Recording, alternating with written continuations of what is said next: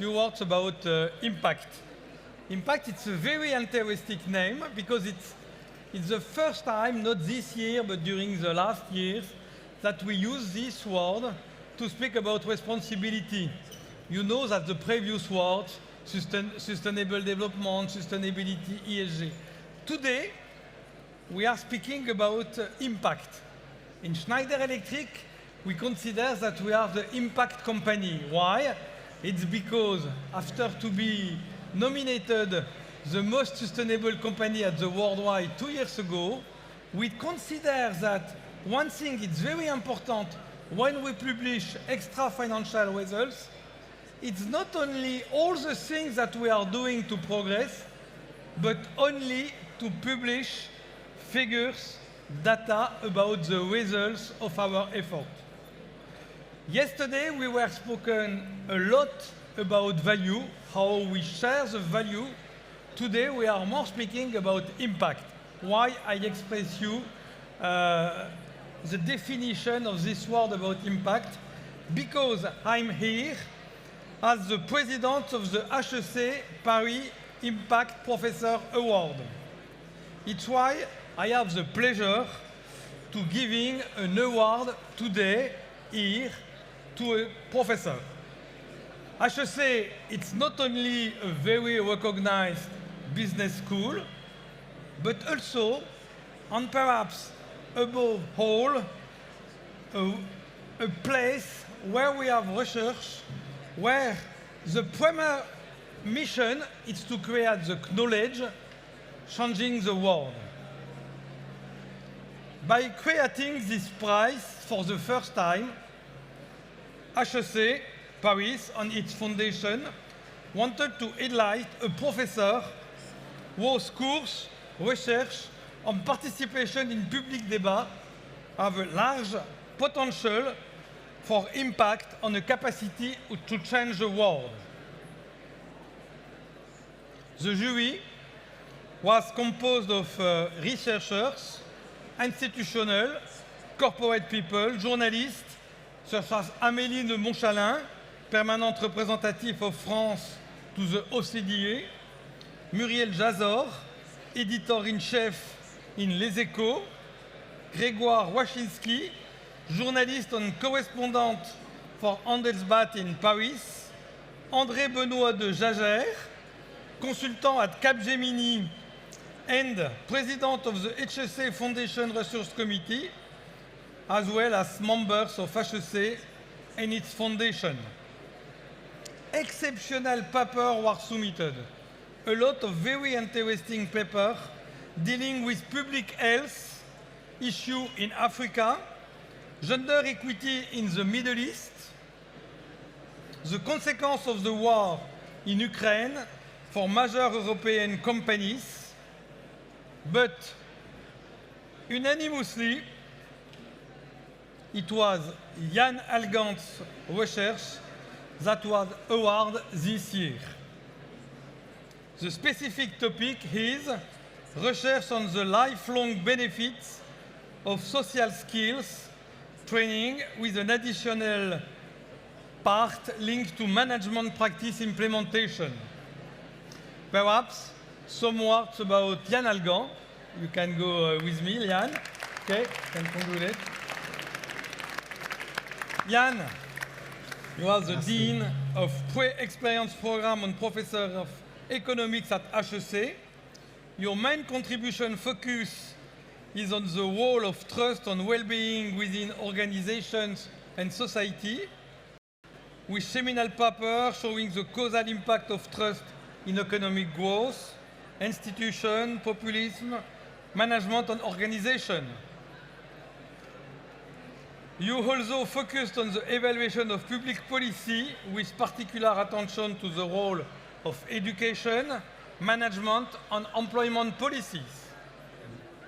Your work incorporates methods from economic, management, social science, psychology and big data.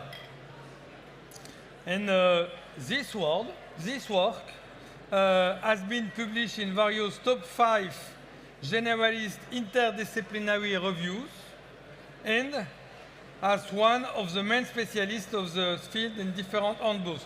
I would like to mention 2 or 3 other things. In 2010, you was awarded in HEC starting grant for your project Trust, and 5 years after, you are recognized a second time by HEC grant, Consolidator 1, for the project So Well on social preference, well-being and policy.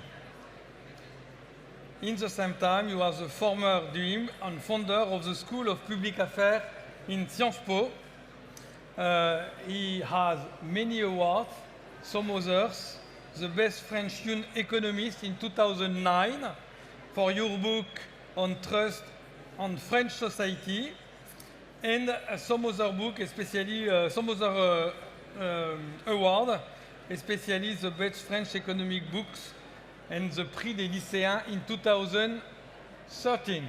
A lot of prize. One more. I'm very happy to give you this prize from HEC, the first time that we have this specific prize about impact of your research, and I'm happy to give you that. And to be the president of the jury was for me a very, very interesting time, because all the researchers, each topic that we have to go through were very interesting to understand how the professors are able to contribute to change the world. Thank you. Merci beaucoup. Thanks a lot, Gilles. And now you have to explain to the people who are here and here the focus on your research. About okay. Thank you very much, Gilles. Thanks everybody. So maybe I have to explain why I have received this prize, and you may vote once again, okay? And so all my research is about trust. Lenin used to say that trust is obviously good, but control is even better. All my research agenda shows the contrary. I show that trust is critical for explaining economic and social prosperity of countries, of organizations. Trust is also key for explaining the well-being and the resilience of societies. And trust is also really key for explaining the resilience of democracy. And obviously, part of my research also tries to understand how you can build trust, especially with management or educational policies. Let me first start by the relationship between trust and economic prosperity. There's a famous Nobel Prize, Kenneth Arrow, an economist, who really surprised the audience when he received his prize. All the audience, the journalists, the community, the government, really harassed him with questions on how can you explain the big differences in economic development across companies or across countries. And he really surprised everybody by never mentioning economic dimensions. He never mentioned innovation, productivity, education, physical capital. The only element he referred to was the ability of people to cooperate between each other. And Arrow has a really simple intuition. In our complex societies, when you have human interactions with millions of humans, the fact that you exchange as a consumer with a firm, that you buy a product, the fact that you exchange within a firm between co-workers, between managers, the fact that citizens, you engage also with others or with the government, really depend on your ability to cooperate outside your private circle, about your ability to trust others. To put it differently, a team that works together is nothing. A team that trusts each other, it's becoming a real team. And I've shown that, I've quantified this relationship by using social survey, international social survey with thousands and thousands of individuals across the world, by using also social media within firms or social networks to understand the dynamic of trust. And what I've shown and what I've found is that almost 1/3 of the differences in economic development or differences in productivity between companies can be related to initial differences on trust. I've shown also that trust can really explain the well-being of citizens. We are social animals. What really matters is our able to trust others also, but also the reciprocity of others, much more than income. And my more recent work showed that it is key also if you want to explain the resilience of society. I just give you one example. If you take the big crises like the pandemic or global warming. Let's start with pandemic and with the COVID-19. Those are really the crises of the 21st century based on cooperation. Think about what was really the implication. Millions of people had to self-restrain their own liberty, to trust others to behave in a civic way and to respect the lockdown, to trust the information from the government, to trust also the experts, the scientists who were giving some messages. And what we have shown with the co-author, Daniel Cohen, is the fact that almost 2/3 of the differences in performances of government in how they handle the crisis in terms of fatality rates, in terms also of recessions, can be explained by the initial level of trust. It was nothing to do about the initial level of masks or facilities. All those kind of physical things will explain only 1/3 of the differences across countries. Now, the second part of my research tried to understand how you can build trust. So we have done a lot of things on how management practices and horizontal management can develop trust. But there is also a key dimension about education. And especially social skills can be acquired by education during your childhood. Especially I have a recent publication with a psychologist, Richard Tremblay, who won the Nobel Prize, the equivalent of the Nobel Prize in psychology 4 years ago, where we really show how an early intervention can foster social skills. So Richard started an experiment in the early 80s. He's a little older than me. He really looked at hundreds of boys living in deprived areas and who were really at risk of violence due to the lack of social skills. He selected randomly half of the group who received some specific training on social skills, how to cooperate within the classroom, how to cooperate in the playground, how to take the perspective of others and to not misinterpret intentions of others.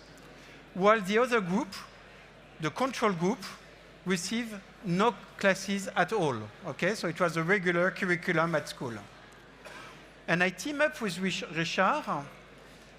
by matching his clinical data of these boys when they were in their they were 7 years old, with now when they are adult, their employment and fiscal records by using stat from the Canadian Statistics Institute. And the results are remarkable. What we find is that the treated group, the group of boys who receive in their childhood specific training, have a 20 percentage points higher probability of being employed. They are in much better health. They also have a much lower communicable record. And what is key is that they are much more trusting people now. And this element do not only apply to those specific boys, it has a much larger impact when you think about education, especially when you think in terms of employment transformation. What we have shown in recent work is that the main skills that have a high return on the labor market is social skills, not cognitive skills. Social skills are the only skills that are not actually challenged by ChatGPT. It has also a key impact when you think about the resilience of our democracy. And especially, I take the example of France. France is a really distrusting country. When you ask people, do you trust others, an unknown guy that you meet in the street, only 1 out of 5 French citizens will say that you can trust others, which is really low compared to Germany, to US, to UK, or to Nordic countries where 4 out of 5 citizens will say that you can trust others. And what we show is that it is really related to the educational system. In France, we have a really vertical education system. When you use the OECD surveys on pedagogical methods, you will find that 2/3 of the students, when they are age 15, will say that they have never worked on group projects. And almost the same proportion of 2/3 of young high school students will say that they spend the entire classroom to take notes from the board in a really vertical way. They don't learn how to cooperate. And this is really why we have a distrustful society.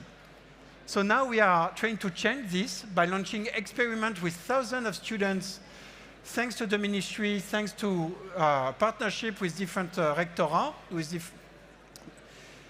And we will try to show that if you want to rebuild a society of trust, you need actually to change your pedagogical methods, you need to change your managerial methods, and you need to change it soon, and you need to change it now.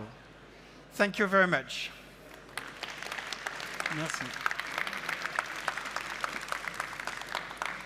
Merci.